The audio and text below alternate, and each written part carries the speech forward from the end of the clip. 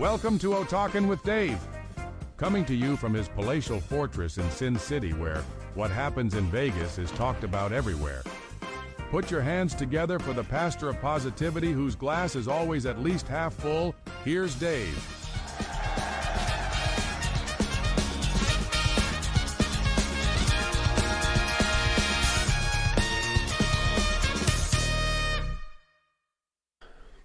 Hey, how we doing out there? I hope you're doing well. I am top shelf, if I say so myself. I'm ready to get along. I am. A lot of people out there, they don't like to get along.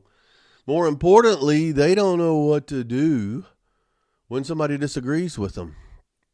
So, that's what we're going to talk about today. A lot of pushback, a lot of pushback on me, not pushback, come on, a lot of disagreement, we'll say, with people that say, yeah, Dave, you talk about a lot of blue skies and rainbows, and it's all Pollyanna, but it's not always that way, sometimes I don't agree. Fantastic. I like to get along. I like to be productive. But I tell you, there are times in my life, especially when, in leadership positions, if you're brainstorming, you're trying to strategize, you're coming up with a better way. Just a bunch of bobbleheads doing this in the room. Yeah, agreeing with everything. It's not productive. It's not going to get you where you want to go. I can think of a lot of times some of the most, I'll say contentious, but I don't mean it that way. Some of the most, I'll say confrontational, productive confrontational relationships I've had have been the most productive and the most fruitful. So that's what I want to talk about is, okay, we just disagree. Sometimes that's it. Sometimes you don't come to a consensus or a conclusion that you can work with. It's like the old Dave Mason song, We Just Disagree. Don't you love that? Been away, haven't seen you in a while. How have you been? Okay, that's enough of that. But that's what I want to talk about, because disagreement is healthy. A lot of situations, it's going to get you, maybe not where you necessarily want to go, but it'll get you where you need to go. And the reason why I say it's healthy is because there's a bunch of reasons. First of all, different people have different experiences. Yeah, exactly. I mean, if you ever wanted to go somewhere now, we all use our phones, but back before that, okay, you got three guys in the car and you're going somewhere. Why are you going this way? I always go that other way. You have people who don't want to travel on the main roads. You have people who only want to travel on surface streets. Then you have others, they want the opposite. And then somebody has the latest and greatest shortcut. And depending on the time, any of the three could be correct. But everyone grows up with different backgrounds and different values and life lessons. We all got here differently. So doesn't it make sense? We want to go somewhere maybe in different ways. They don't naturally agree. So that's a good thing. Absolutely, it's a good thing. How many times have you been in a situation where you never encountered that before, but somebody with you? Oh, yeah, I've seen this before. Here's what I do. Boom. That experience is fantastic. And it might have started with a disagreement. But also the perspectives, different perspectives on something can lead to a better idea. It often sparks creativity. I didn't think of it that way. And you'll take that different way of looking at it, make you look at it differently, and you may come up with something even more different. So it's not necessarily a disagreement, but it may start with that. So let it play out. Go for it. You may get some deeper insight. You may have a better solution. And then we also interpret things differently. We can look at the same thing and see three different things. I remember going into a manufacturing facility one time, and I think I've told this story. I know I've told this story. I just don't know if I've told it recently. I have no new stories. Anybody that knows me for a while, they know they've heard these stories. But I remember I was going into a manufacturing facility, and I was going in from a cost savings documentation, type of managerial deal. And I was with a metalworking guy and a flooring guy. And so, the he worked on like the pads that people stand on, the fatigue mats, I think is what they call them. So we go in, and I'm looking at inefficiencies. The metalworking guy, he smells cutting fluid. And of course, the floor guy's looking straight down. What are they standing on? If we'd have been with the fluid power guy who'd been listening for that psst, psst, psst, if we'd been looking for a light, if we had a lighting guy with us, he'd have been looking at all of that. So we go in the same place, but we're all seeing different things. So we interpret it differently. That's why disagreement can be a good thing. It can be productive. And emotions will play a role. You know, sometimes the disagreement is not about the topic. We all know that. Sometimes you'll disagree with me because it's my idea, and vice versa. Or maybe it's someone doesn't want to really talk about this now. They want to talk about something else. So no matter what, they're going to give you pushback or some level of disagreement just because they're not ready for this time and they may be right. I don't know. But it's not detrimental. Then you've got all sorts of cultural differences. We didn't have that too bad in the South growing up. Now I do, everywhere, all over the country. I mean, from New York to the Pacific Northwest to Chicago you never know. When I go into a room and see, I scan the crowd real quickly, and that's why I start every O-Talk with, "How y'all doing?" I got you, man. I got you pegged. If you're rolling your eyes, if you're grinning, if you're just like, oh no. Culturally, people respond differently to that. So they'll do the same thing with ideas. You got to get them there. You got to get them where you need them to be, or they may need to get you where you need to be. Yeah. And then it also depends on what's the goal here? Is it my goal? Is it my priority? Is it something that means more to me than somebody else? Yeah, they may just go along and be a yes man, or they may disagree. A yes man or a yes woman. Very inclusive here. And then, disagreement's part of learning. I had a guy, Greg Tabor, he would challenge everything I did. He would challenge everything. However, that always did one of two things. It either made me more stern in my argument and believe it even more, or it made me open-minded to think, okay, how can we change this? Or it made my argument better. That kind of stuff. So also you have all sorts of group dynamics versus one-on-one. But the thing is, disagreement, if you think about it, it's a sign of engagement. If they didn't care, go ahead, whatever. It's your hill to die on. But when they care enough to disagree or pick it apart, that's engagement, and that's important. And so if you want to expand into, something where you want to look at it from every angle, disagreement is a good thing. Tell me more. People would ask, how do you feel about that? I remember I would do a couple of people, you didn't know where you stand with them, and I would try to nail them down. Well, what do you think about that? Do you like that? Well, maybe I do, and maybe I don't. I don't think I know enough information. All right, what else do you want to know? Well, it's your idea. That kind of person, that's not engaging. That's not disagreement. That's that's annoying as heck is what it is. But my main point is disagreement is good. They're engaged. There's some degree of care, or they wouldn't disagree. It's just normal. It's healthy. And so it several reasons why it's healthy is it encourages more critical thinking. You're going to think it through. You're probably going to, and when you deal with the same people over and over, you anticipate what they're going to ask or where they're going to push back. So you prepare better. It makes your preparation better and will make you grow from an idea champion. And it's going to eventually lead to a better decision. It's going to improve your communication skills. It's going to help you hold your temper. It's going to, when they say this, I can say that. What if they say this? Okay, well, let me think about that. I really don't. It can maybe help you collaborate.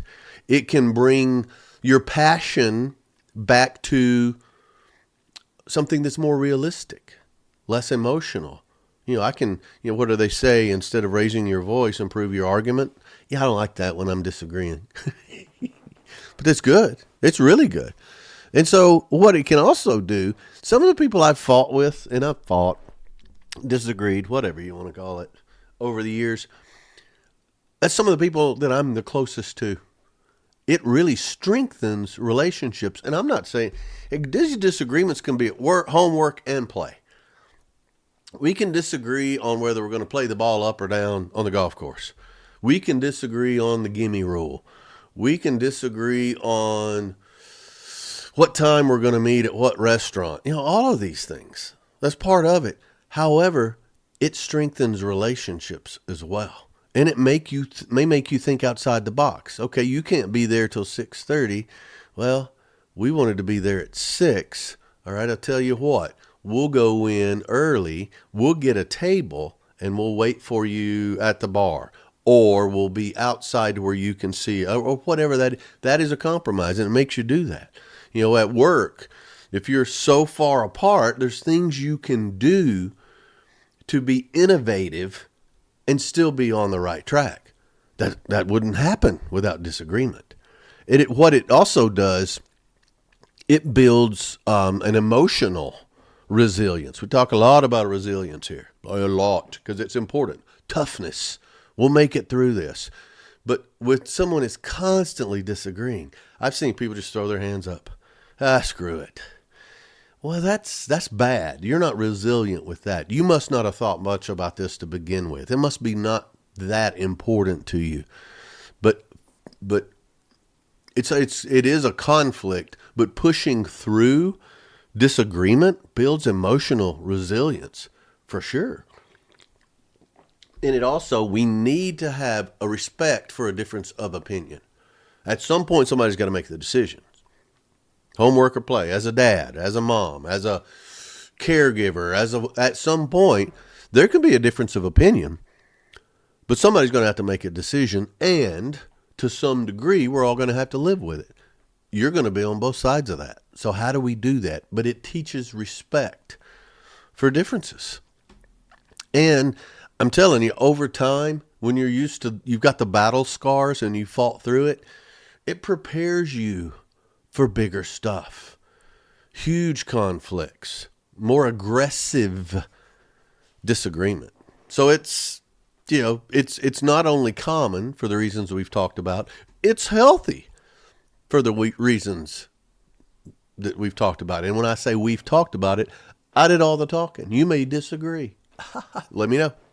DavidOTalks.com, DavidOTalks.com. Text me, whatever you want. But then again, although it's totally normal and it can be healthy, we all know of times when it crossed the line. Maybe you're the one that did it. Maybe someone else did it to you. Maybe it was a total ambush. Had those. Oh, I've had those. Hecklers. I get hecklers all the time. Fewer on the repeat visits because I usually dispatch them pretty quickly. However, there are times when it does turn toxic. If it gets personal. Someone's questioning your intelligence, or based on this and some of your other ideas, I don't know how you keep your job here, or how are you the leader of this team? How do you run a household? Why in the world would you do this why do you even play golf anymore? My goodness, if I had your stroke, I think I'd sell my clubs. Oh, that's pretty toxic when it becomes personal. But it's not just that. When there's no respect. I mean, a disrespectful. I see it a lot in meetings. I'll see it when people ask me questions, or if they don't understand something and need clarification. It could be eye rolling, somebody interrupting them, calling them maybe a derogatory nickname, or just dismissive. Oh, please. Everybody asks questions but you. That was ridiculous. That dismissiveness, that is horrible. And that's not That's not useful, and I don't like it. I don't tolerate it if it's up to me. But that's more than disagreement. That's disrespect. Then you got other things like if it's just on and on. If there's no break, they're beating a dead horse, and then with unconstructive, criticism. Just some people, no matter what, will disagree. They just like to argue. You know those people? They just, no matter what, you could say I'm giving out brand new crisp $100 bills, and they would talk about, well, wait a minute, that can give you a nasty paper cut and blah blah. Please. And usually these people who are constant with their criticism and their disagreements, they don't have any alternatives. They're just anti. So these are toxic people. These are the turds in your punch bowl, if you will. And it's what that does, it triggers people to be silent. So now they're being heard more and more, and you're not hearing the other side. So totally toxic, not constructive, and it leaves whoever is leading or comes up with the idea, it's like a lamb to slaughter, and they'll shut down, and everybody else will too. And so they have won that situation. And some people, that feeds that behavior. Can't stand it. Why in the world would you be that way? That person's got bigger problems. And then, some people will do that because maybe they're jealous and they've got the power and they see an up and comer, or that's a really good idea and I didn't come up with it. Oh, what are we going to do there? Somebody, and they may squelch it. They may have the power to do that. I've seen that before when someone came up with a real problem in an organization and they wanted to bring it up because they had solutions. Well, one of the main players in there who presided over the problem, they didn't want to hear it. They shut them down. Didn't want to hear about it, didn't want to talk about it, didn't want resolution. Boom. Shut them down. I don't know how that turned out, because I think the person who was bringing it up with a solution-oriented discussion might have been able to solve for that problem. I don't know. But just use your power to disagree and shut it down. There's no good. And then you got your gaslighters. Just they'll change the facts and deny that other person is even qualified to be talking about it. Make them doubt themselves. They turn that disagreement into emotional harm. And that's what it is. Most of the time when it turns toxic, it's taken something that could be constructive, and for whatever reason, personal motives, whatever they make it based on drama or emotion or personalities. And that person either has something to hide or they have an insecurity that is probably driving that. And that's how you deal with it a lot of times, if you understand that.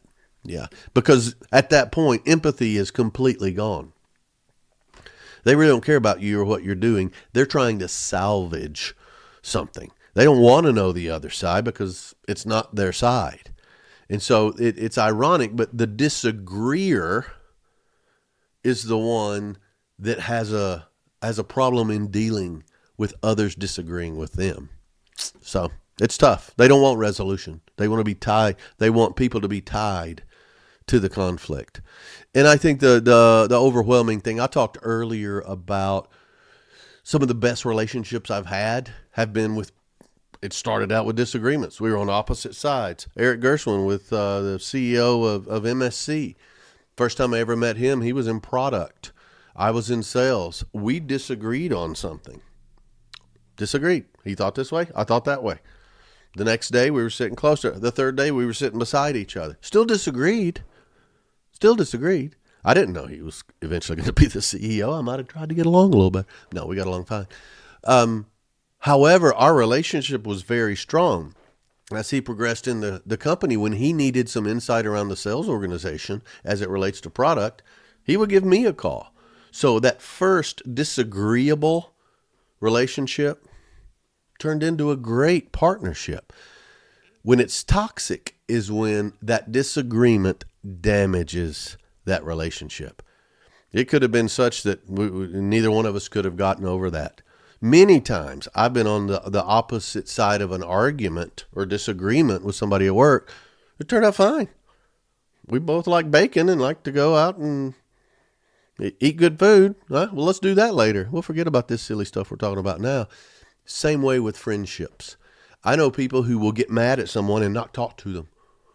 And this is not just anger. They disagreed about something. We always eat where you want to eat. We never eat while I want to eat. Something as simple and petty as that. You parked in my parking spot. Come on, get over it. So toxic agreement can also sneak up on you. In a high stress situation, maybe a very public or dramatic situation, it can, and if it's unexpected, it sneaks up on you and boom. And it can feel like sabotage. And that's when it has some staying power. So, when it turns toxic, it can be changed back to constructive. You can get that, but you got to have willingness. Both sides have to have a willingness. But turning toxic into constructive, it's a bit of an art. And it depends on how far you get down the road. It's very important. I'll say it's important no matter if it's homework or play. Just because it's uncomfortable and you don't like it. I mean, I think everybody generally, we want to get along. Sometimes we need to get along, even if we don't want to. So let's just go over some steps as far as how to turn, when it's gotten toxic, how do we turn it back to constructive? I think you may know my first step. Pause. Just take a breath, man. Don't respond out of the heat of the moment. Take a breath. And that way you keep it from that counterpunching. Oh, yeah, well, boom. Because you feel strongly a certain way. And you may feel attacked. Just pause and acknowledge it. Acknowledge okay, there's some tension here. Yeah, what's happening? And then hit it. Hit it head on, not blaming anybody, but I feel like this conversation's getting a little tense. Let's just slow down so I'll make sure I understand it. Or, okay, let me get this right. You are saying, I said this and you're saying this, just to make sure, because they may back up a little bit. You may have misunderstood. So if you launch, then that could have been totally avoided. But take that break and then restate what's going on. Be aware of your tone. Use I statements. I, me, I statements instead of you statements. I feel like this conversation is maybe getting off track. I feel misunderstood. I don't feel like I express myself very clearly. Yeah. Instead of, you're just not listening to me. You never listen to me. What's wrong with you? No. I feel like I may be able to say this in a clearer way. And then you got to listen. Listen to understand what their disagreement is. Don't listen to respond. Don't be thinking, okay, all right, they're going to say this. Oh, I got them. When they quit talking, I'm going to nail them.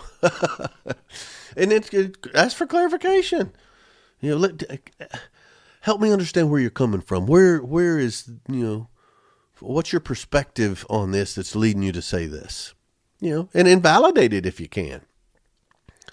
Validate that. I can see why you would think that. And there's excuse me. There's a feel felt found response in sales, and it's really good. And it's kind of, I can understand why you would think that. I can see why you would be frustrated. And the feel felt found is, I can see why you feel that way.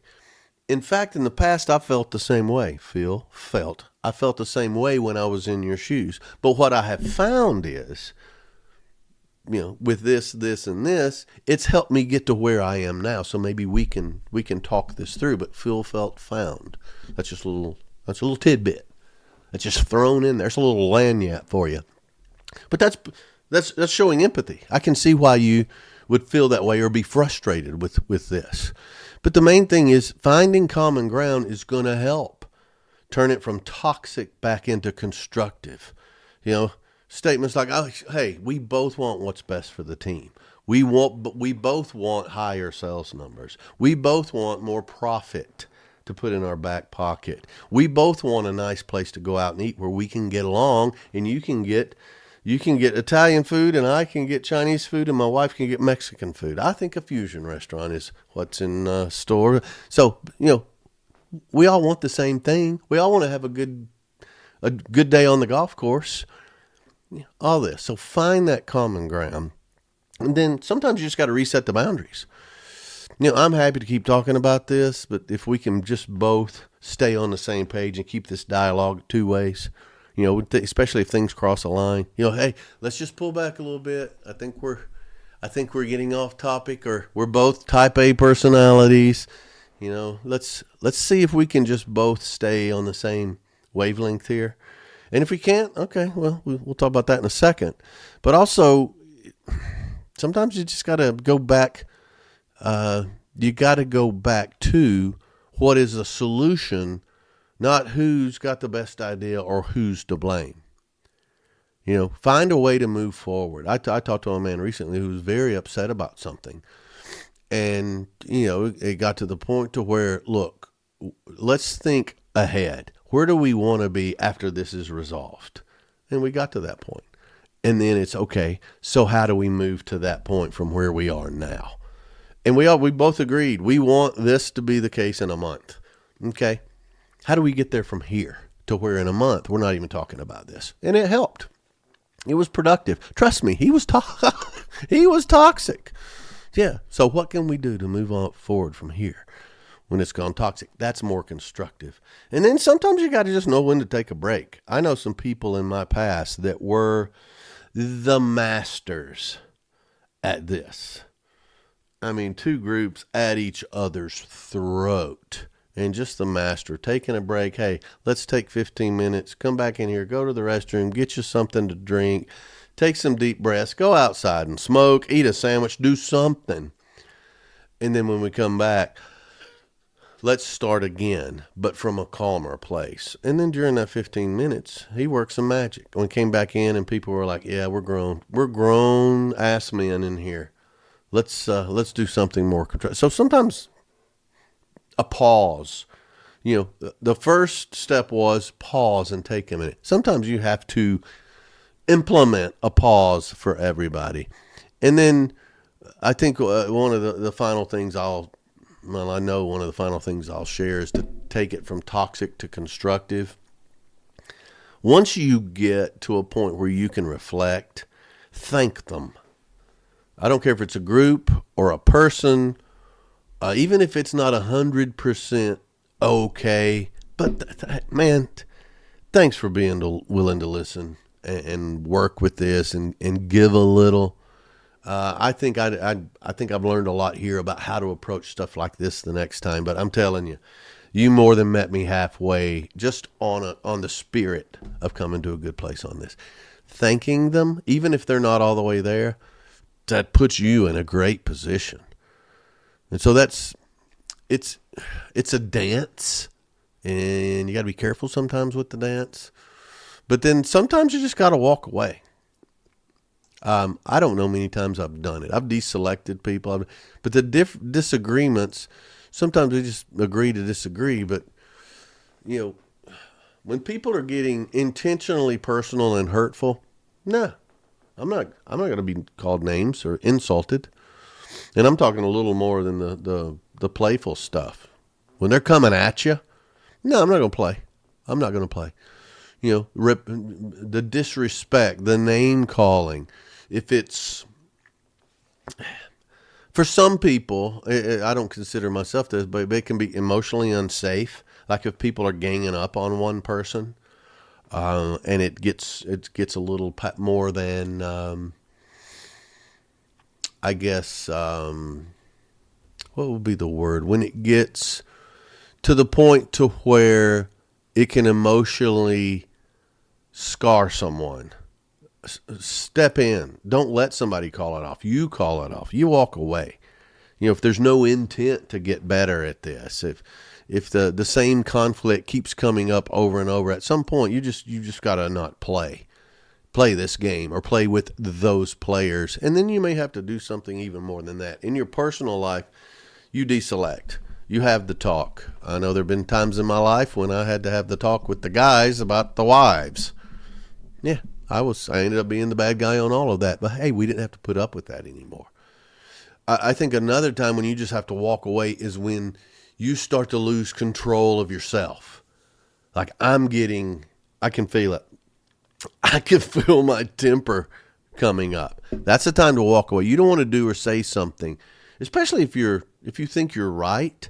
You don't want to sabotage your own argument or your own reputation or something like that. And then, I know people who, and it's not just stress or worry or distraction, but people that having a disagreement that evolves into a grudge. And to the point to where they're having trouble sleeping, or they know something's coming up that's going to be more conflict, and it's getting to them. Something's got to be done there. And, you try to set boundaries. You have to set boundaries. But if those are being ignored, or in the case where you're doing all the work anyway. I'm doing all the work anyway. All you're doing is beating me up, people, or dude, or whatever. I mean, yeah, I don't need you. I don't need you. I don't need this. You'll walk away. But here's the thing about walking away. I know people who don't walk away from situations they should because they see walking away as giving up. They see walking away as failure. No. Come on, dude. Guys are really bad at this. I can't just give up. I can't give them their way. I can't quit. Walking away is choosing that I respect myself. I respect my intellect. I respect my time. And I got to give this some space, if not just totally walk away from it, to cool down. I can continue later. I can re-engage when I got more clarity and less heat. But walking away is not giving up. Walking away can be nothing more than, I'll find another way. I'll bounce my ideas off of somebody else. I'll find somebody who likes sushi for lunch on a Thursday afternoon. Whatever. I'll eat by myself. I'll go to the driving range. I always hit the ball straight at the driving range. It's not giving up. So, 5 ways to disagree without being disagreeable. This sounds like a marriage counseling. Agreeing without being disagreeable. So, a few things. And this is for you when you're about to disagree with somebody. And it's going to happen. If it hasn't, then you're not paying attention or you're just bobblehead. You're a yes sir, yes dude, whatever. The thing, excuse me, first of all, lead with an agreement before shifting. Agree before you disagree. I see where you're coming from, and I agree with when you said this, blah, blah, I agree with that. Yeah, but I think there's another way to look at the rest. Yeah, I agree. It would be great to have Mexican food, but let's find an authentic Mexican food and not a Tex-Mex. Let's go with Javier's on the corner rather than Le Taco Bell down the street. Something. But agree. Oh, Mexican sounds great. And I'm being preposterous just to show you it's not just work. But what it does, the reason that is effective, it shows you're listening. Yeah. Oh, and we're on common ground here. Oh, perfect. That's great. And sometimes you're adding to it. Oh, that'd be good because here's why that is such a good idea. On this one, I think we can tweak and come up with something better. And then, another thing to do is come up with questions that show that you're being thoughtful, but also address your disagreement maybe. That's an interesting take. What would happen if we did that, but we looked at it this way instead? You want to paint the whole house bright red on the inside, which I love the color red. But how about we do an accent wall in each room so it doesn't look like a murder scene? How about that? I'm being facetious, but yeah, that way it turns some gradual agreement into a question. How would that work out? Okay, let's think this through, and you may know it. We can do that, and that addresses points A, B, and C. But how is that really going to solve for the lead times? Because we can get it, the price is going to be good, but the lead times are so much longer. How are we going to address that? That's you saying, all right, but we can't get the product. All the greatest ideas in the world aren't going to help. It's going to be 3 months to get it here. But that's an agreeable way to do it. Again, go back to I statements instead of you statements. I interpret it a little differently. I am seeing this from a different lens. I can see where you're coming from, but from where I sit, I'm in operations, I see it a little differently than what you're looking at. Instead of saying, you're wrong, you're stupid, how did you get in here? I'm looking at it a little differently. And that is so common. I'm telling you, you won't push back. You give a presentation to a CEO because they see everything. They've got 25 different people that's going to come in, and they're asking questions for all of those people because they know what they're going to do. Then you talk to a CFO. It's all about operations, profit loss, all of this stuff. You talk to marketing, boom, everybody's going to have pushback from a different lens. So when you say, I see this a little differently, that's a great way to disagree. And it also lets them prove. Maybe they've thought of it that way too. You know what? I knew you were going to say that, Dave. So here's what I'm thinking from your standpoint. It's the same idea, but here's how we'll address it. And it's basically pushing the mirror back and letting them see that. So I'm not covering that side of it. I'm covering the disagree side. So no rebuttals right now. But then again, that's important. Use I instead of you statements. It's very important if you're going to disagree to acknowledge their intentions. That's so important. I know you're trying to solve this problem. I get it. And kudos, because it needs to be solved. Others have tried and failed, so I'm glad you're doing that. I appreciate the fact that you're doing that. Kudos. My concern is how long it's going to take, the other people it's going to affect. What will that do to our brand?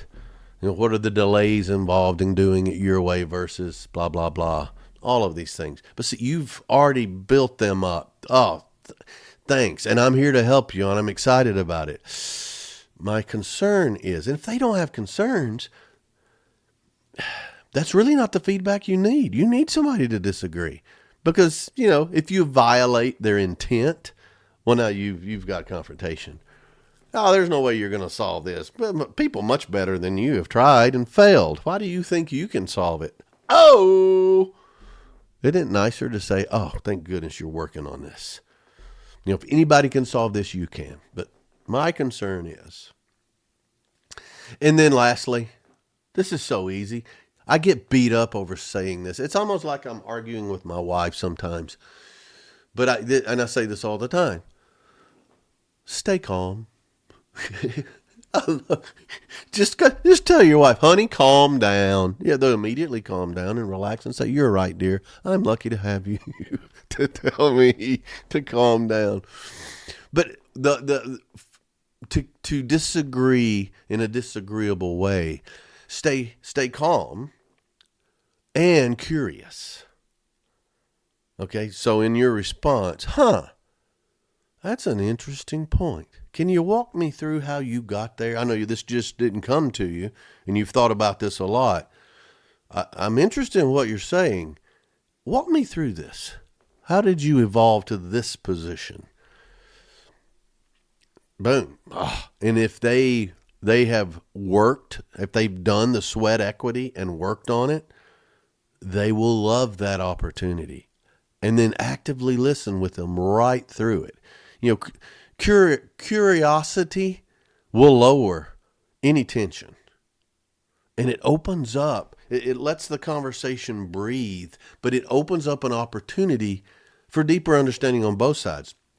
Just like I said when I had that manager who questioned everything, I was ready, and it made me more confident in my answers. To when they would come at me, I could say, yeah, you know what? I thought of that.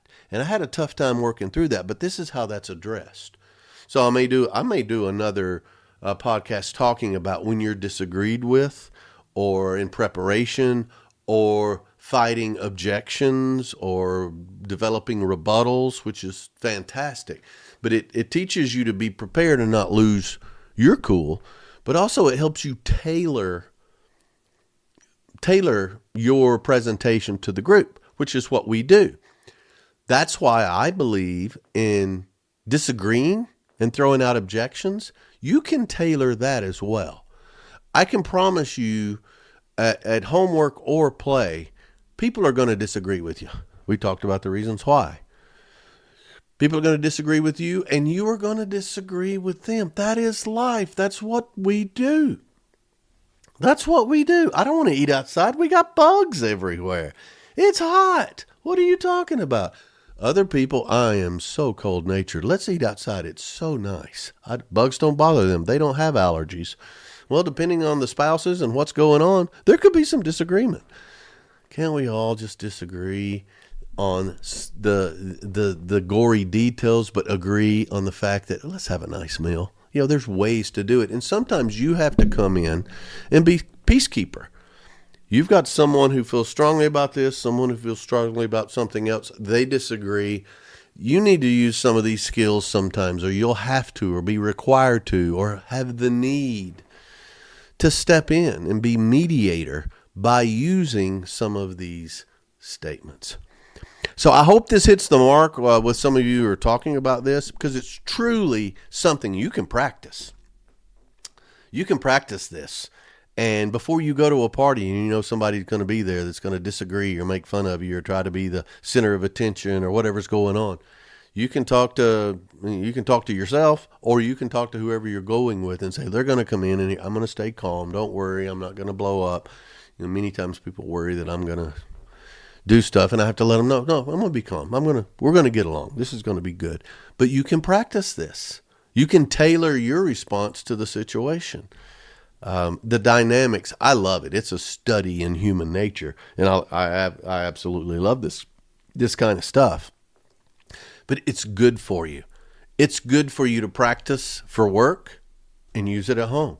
Practice it at home, use it at work, and then of course, you know, in your me time, you may disagree with yourself. So learn a way to look at, hey, what am I trying to do here? I just want to have a quiet afternoon. This is how I want my day to end. And you may have conflicting things going on. Nope, here's what I'm going to do. And I'll try something different tomorrow if this doesn't work out. So, all right, disagreement. It's healthy. It can turn toxic. We can turn it back to constructive, but we can also disagree without being disagreeable.